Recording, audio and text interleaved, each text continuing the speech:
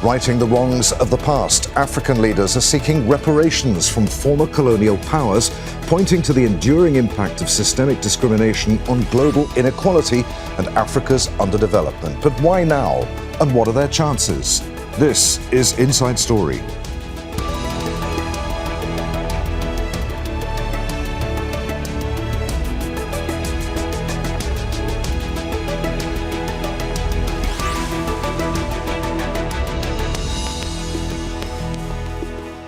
Hello, welcome to the programme. I'm Adrian Finighan. After decades of colonisation, exploitation and resource extraction, African countries want an apology and a paycheck. Members of the 55-member African Union bloc are meeting in Addis Ababa to try to consolidate a position on reparatory justice. Currently, there are armed conflicts in more than 30 African states. The violence in Sudan and Democratic Republic of Congo in particular is likely to dominate discussions. So, how realistic are the demands for former colonial powers to pay compensation? And is now the right time to be having this debate? We'll get to those questions shortly, but first, a report from Michael Apple. Reparatory justice and racial healing following decades of colonial exploitation are top of the agenda at the African Union Summit in the Ethiopian capital. Leaders from across the continent are discussing how best to go about getting historical acknowledgement and reparations from former colonial powers. The 55-nation bloc settled on reparatory justice as the theme for this year's gathering, at a time of upheaval on the continent. Sudan is in the grip of a crisis of staggering scale and brutality. A crisis that is increasingly spilling over into the wider region. Reparations could take the form of financial compensation or involve investments in infrastructure, education and healthcare to support economic development. Figures on financial assistance to Africa vary, but some estimates suggest development aid to the continent tops $2 trillion over the past 60 years. But African nations aren't looking for a handout. This is about righting the wrongs of the past, says Ethiopian Prime Minister Abiy Ahmed. The demand for reparations is not about charity or financial aid. It is a call for justice. It seeks to restore the dignity of millions and heal the deep scars of poverty, inequality, and discrimination. Financial compensation on a large scale is rare, but it has happened. Paul Muite is a lawyer who represented survivors of the British crackdown on Mau Mau rebels in Kenya in the 1950s. They successfully claimed more than $25 million from the UK government in 2012. Despite their success, he warns that legacy may be undone. The leaders get into office after independence to line their pockets. Critics point out that Africa needs to get its house in order, saying corruption, coups, kleptocracy, decades-long wars, and leaders clinging to power undermine continental development and progress.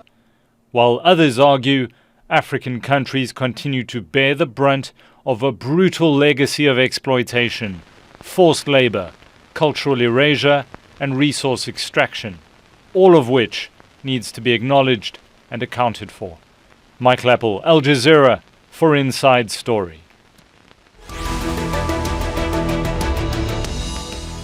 Let's bring in our guests. From Brussels, we're joined by Frank Gerits, an assistant professor in the History of International Relations Department at Utrecht University and author of The Ideological Scramble for Africa. And also in Brussels, Liliane Umubyeyi, co-founder and co-director of African Furures Action Lab. A warm welcome to you both. Liliane, let's start with you. It's the first time that the African Union has put this issue of reparations front and centre at a summit, but is now the right time to do so? I Hi, thank you very much for inviting me. Yes, I think the African Union has been putting these demands for the last 30 years now. And I think Europe and European countries in general have refused and dismissed these demands. So I think if we consider the shift, the current shift in the global dynamics, I think it's definitely the right moment, because Africa is going to be the center of this in this global competition, since its resources are needed for the domination that each competing power is looking for. But with President Trump upending the global order, is it in European leaders' interests to address the demands for justice and to pay reparations for colonial era crimes? Don't they have too many other issues to deal with right now? To what extent will the AU's call be a cry in the dark? I think the changings that Trump is bringing into the global dynamic are impacting Europe in terms of its security, or might impact Europe in terms of insecurity, in terms of its political and economic domination. And I think it is necessary for European countries to reconsider, and European democracy to reconsider its partnerships with the rest of the world. And in that sense, if they want to reconsider the partnerships with Africa, it is necessary to understand these demands for justice and reparations that have been at the core of their demands for the last 30 years. Frank, where do you stand on this? Is it the right time to be talking about this? I mean, it's always the right time to be talking about this, but I think it really depends on how African countries can sort of frame this in such a way that European leaders will be willing to listen. And the NATO Parliament, which is sort of a governing body behind NATO, has actually put out a white paper in January that explicitly acknowledges that the Global South, and Africa in particular, is not supporting European aims. Something that the war in Ukraine has learned, or has taught European and American leaders, is that they're not certain that African leaders will support their aims, or when the Europeans are in trouble, that they will get that support. So I think it is as good a time as any to sort of use that sort of diplomatic capital that has been accumulating during the Ukraine crisis in the past 2 years, and for these African countries to step up and say, hey, you need us, right? You need us not only for supporting Ukraine, but you also need us, as our other guest has pointed out, you also need us for the climate transition, right? All these sort of minerals that you need for batteries in cars. If you want energy security, you will need us. So I think now is as good a time as any to ask for reparations and to ask for a new relationship to be built between Africans and Europeans. Frank, when we talk about reparatory justice, what exactly do we mean? I mean, so if I can jump in, so I think in many ways that definition has been way too limited. If you look at what Europeans have done since 2020, right, since a moment when with the Black Lives Matters protests erupting in 2020, and this sort of call for decolonization and reparations have really gained momentum in the UK, in France, in Belgium, in the Netherlands, and the response has been.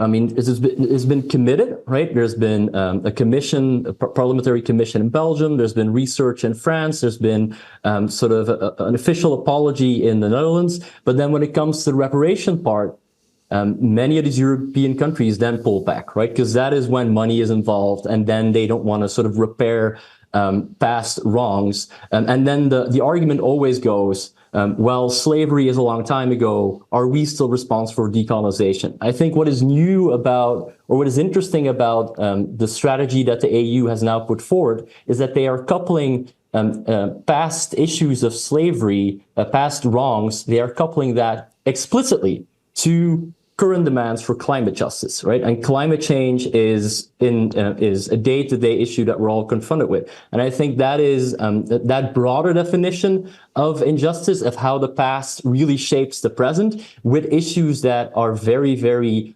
front of mind also for Europeans, like climate change, like the energy transition. I think that's a very smart move to define this more broadly than it has been defined in the past. Liliane, should today's Europeans, should today's Americans be held responsible for the crimes of the past? Absolutely. I think the first thing to keep in mind is that we're not talking about only crimes of the past. We're talking about inequalities that are still maintaining African nations and African populations in a situation of injustices. So I think we and to complement what the guest has just said, there are multiple demands. There are demands that are targeting inequalities in terms of economics. So the reform of the global financial institutions, climate reparations. There are also demands that concern the restitution of artifacts, but also at a more individual levels. If we look at the situation of, for instance, the mixed race children, the fact that some countries, European countries, Belgium, for instance, has abducted children from African mothers in the Great Lakes region, and hasn't paid reparations for that. So I think there are multiple demands, and these demands are at the macro level, at the community level, but also at the individual level. And I think we have to keep in mind that it's not only crimes that have passed, but it's also crimes that are still shaping lives and of multiple communities and African populations, and also the global diaspora. Liliane, it's one thing to make these demands, but if they're falling on deaf ears, as you said in your excellent Guardian newspaper article on Saturday, the call for reparations isn't new. Neither is the resistance to them from former colonial powers. President Trump has said that he doesn't see it happening, and many of Europe's leaders have opposed even talking about it, as we've heard. Has anything changed to suggest that those former colonial powers will be more sympathetic to Africa's demands? And if not, as I said about deaf ears, what's the point? I think as I was saying, there is a shift in the global dynamic, the power between the different powers, and I think the position of Europe, the fact that it was completely supported by the US as an ally, this position is changing, and I think it is changing. Europe is much more vulnerable compared to the past. That's the first thing. The second thing is that also the position of Africa is changing in the sense that in this competition, it's the resources that are needed are going to be central. So I think the changes that Trump brings to this landscape can impact these demands for reparations, and makes this call much more necessary to listen to compared to the past. Frank, as you said, it's not all about financial compensation, but how do you quantify what a reparation looks like? What would satisfy the African Union countries? I mean, I think that should be one of the aims of this conference, to really trying to find what, putting a number on these sort of past wrongs, I think, is maybe a little bit of a wrong way of thinking about it. I think one of the things the conference should do is try and think about how can we come up with a set of demands that are rooted very much in the present, right? And I think the strategic choice to think about climate change and to think about debt alleviation, I think those very concrete demands are the way forward, right? I think it's a little bit more difficult to really put a number on a number on how much you would have to repair in terms of slavery, because there's so many individual cases involved, and that is also one of the reasons why the Europeans have been able to sort of stuff their ears and not listen. I think one of the great things about this meeting is that it actually is one of the first times that it isn't one individual country asking its former colonizer to rectify past wrongs. It is the continent of Africa as one voice coming up with a set of demands and then putting those on the table over and over and over again. And I think that is really an excellent way forward, because then you can really frame a little bit better what it is that you want to do. But putting a number on those individual, on sort of past wrongs has proven to be very, very difficult in the past, as we've seen in sort of court cases, right? When there's sort of individual lives and people can sort of show that they've been individually affected by the colonizer, then those court cases tend to be very successful. It becomes much more difficult, sadly enough, but it becomes much more difficult if the wrongs are more directed at a community and become more abstract. So I think that as such is very difficult. So, Frank, it's more about not making demands that the African Union expects to be met immediately. It's more about setting out a clear roadmap for advancing the agenda on reparations. So I see this demand for reparations in this present moment. I see this less as I see this less as a historically, this sort of fits a pattern in which African countries have come together when they've been faced with disappointment, when they ask for economic justice, right? So after independence, I'm a historian, right? So I think about this historically. After independence, modernity, economic development is really what is demanded of the Europeans. Economic aid is demanded, and that is only partially met. In the 70s, a lot of global South countries come together and they form a new international economic order.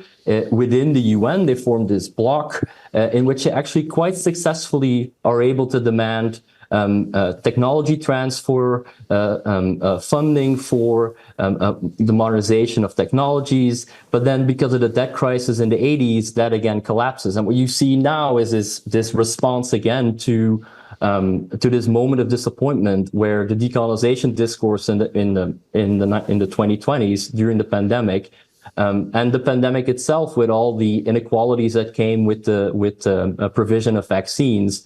Now these African countries are coming together again to sort of try and form a bloc to ask for justice. So I think these demands sort of fit a much broader diplomatic pattern. I don't think you can. I wouldn't see this necessarily only as a reparations issues from decolonization. I see this as a diplomatic offensive. That's what this is. This is an attempt to form a diplomatic bloc in the UN, outside of the UN, to also weaponize this at future meetings, at future COP meetings, to ask for climate justice, where all of these meetings, all these UN meetings and all these international forums where Africa is being discussed, by coming up with, by acting as a bloc with one demand for one definition of what justice looks like, you have a much better chance at getting the Europeans to listen to you. So I would see this more as a diplomatic issue than as a simple reparations issue coming out of colonialism. Okay, Liliane, I saw you nodding in agreement there. Do you want to come in on that? Yeah, I think. First of all, I think African countries have designated as a form of justice and reparations. So just I think it's important to respect that phrasing. Secondly, I think in 2022, the African Union and many individual African countries have come together and have set up a declaration with multiple demands.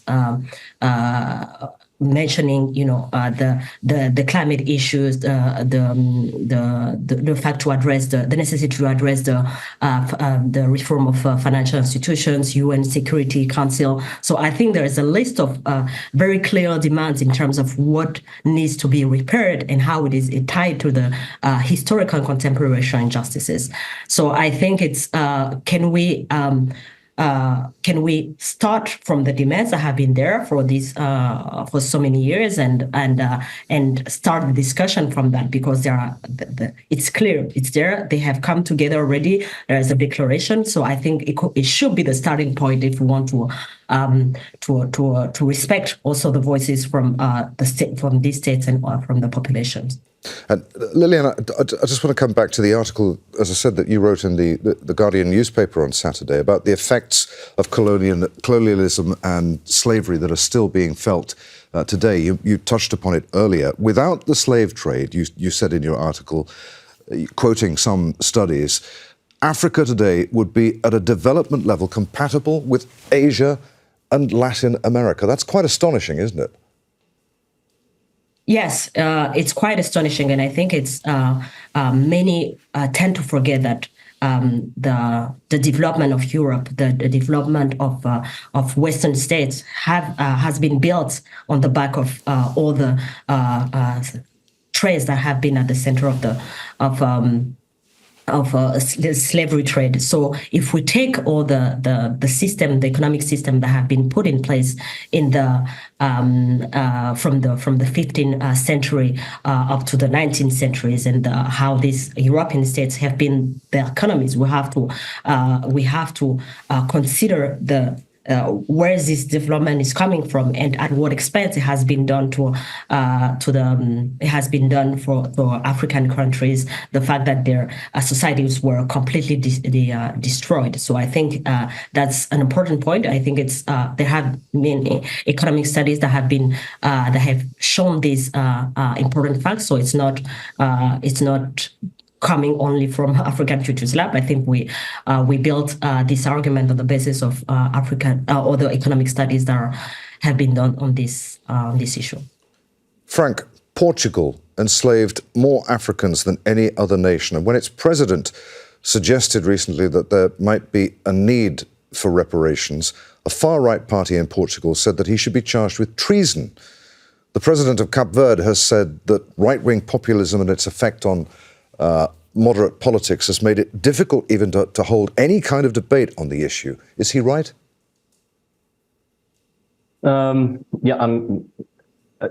He seems to be right. I mean, it seems to be very, very difficult to talk about reparations. I mean, people are very willing to sort of talk about the past wrongs of colonialism, but it is always an issue once the problem of financial reparations comes up. This has been, I mean, very clear. The country I live in Belgium, had a pioneering role in setting up a parliamentary commission that then investigated the colonial crimes that Belgium committed in its colony of the Congo. It took 2 years to sort of come up with this report. A lot of historians were involved in setting up this report. It eventually resulted also in returning some of the remains of Lumumba, the first prime minister of the Congo, who was assassinated with assistance from the Belgians, and returning some of those remains to Kinshasa. But the Belgian parliament refused to give formal apologies out of a sheer fear that that there would be financial consequences connected to that apology. So if that is the base position, if that is the starting position, this sort of added, which we've seen since, I mean, the election of Trump and also other European countries, the increased a popularity of right-wing parties, but even more right-wing discourses, that makes it only harder to sort of get to that place where reparations become an acceptable form of policy, of foreign policy. Mm-hmm. So yes, absolutely. The more popular extreme right-wing voices become, the more difficult it's going to become for even moderate European leaders to listen to these demands from African leaders. Okay, Liliane, as we said, this is the first time the African Union has put the issue of reparations front and center at a summit. Is there a danger, though, that this call for justice and reparations for past colonial era crimes will detract from what many would argue are far more pressing issues, like the conflicts in Sudan and the Democratic Republic of Congo?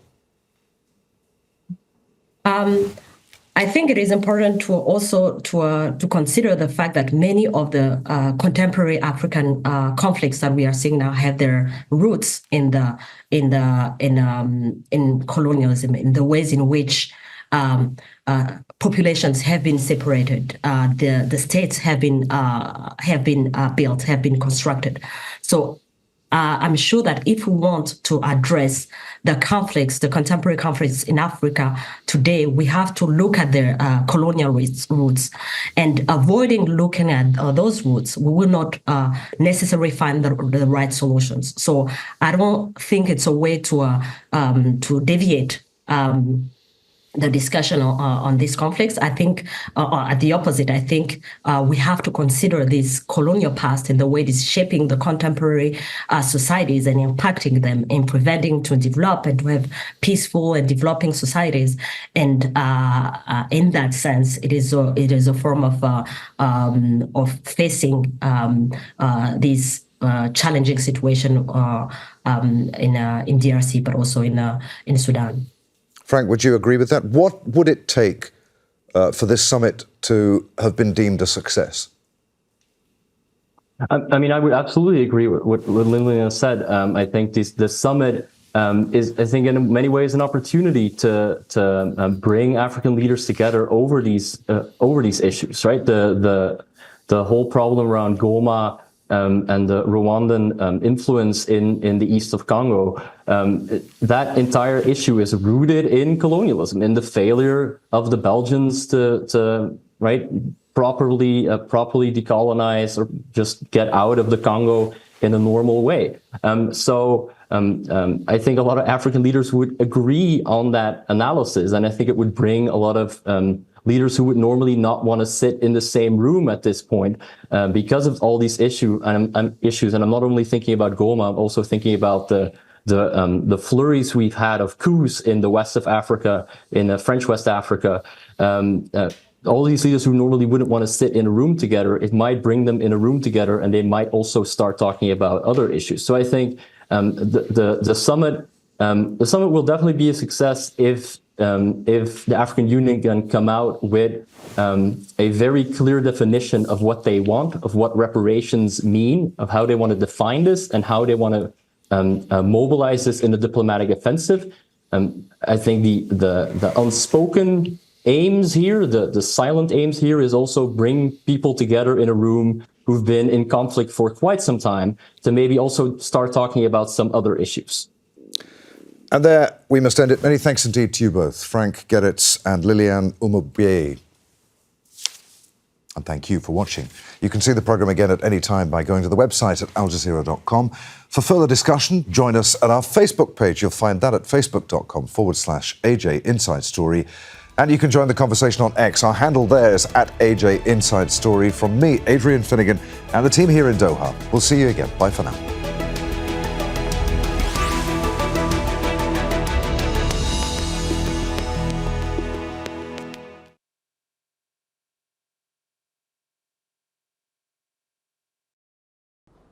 Make sure to subscribe to our channel to get the latest news from Al Jazeera.